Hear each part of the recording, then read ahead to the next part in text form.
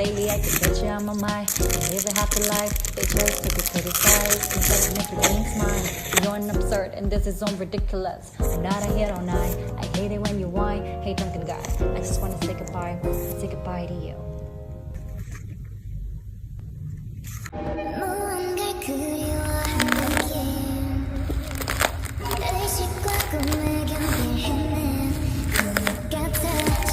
잠깐만 내 속에 너무 달콤하게 방향도 모르는 채 끝없이 거리는 꿈.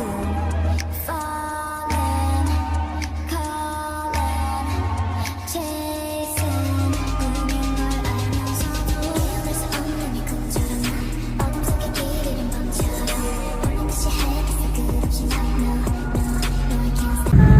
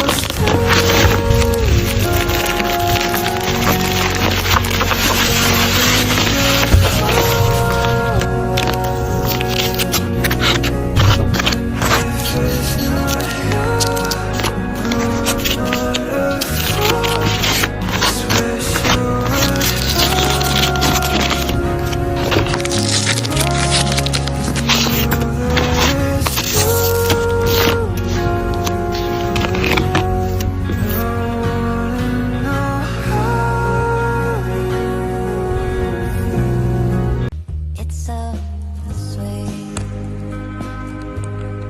knowing that you love me, though you don't need to say it to each other. It's sweet knowing that I love you and running my fingers through your hair. It's so sweet.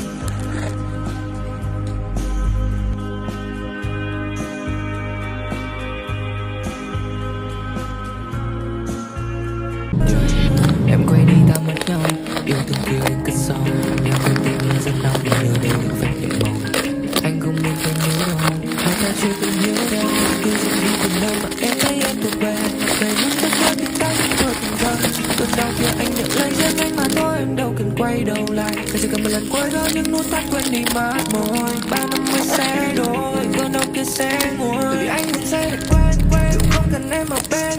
Nhiều nữa lao đi trong đêm, rồi lay lắm trên bậc thềm. Để cơn mưa sẽ qua nắng đi, còn là vương ngay trên núi đi. Chỉ là cô đơn anh mỗi khi ở khu đây anh giấu đi. Anh chỉ muốn được yên bình, nhưng có em của riêng mình. Em nói anh bị điên vì sự thật giờ đây có lẽ em giờ đang ở bên một ai rồi. Quên đi anh là ai rồi, quay bước anh rời đi, anh đâu hề muốn gây khó dễ.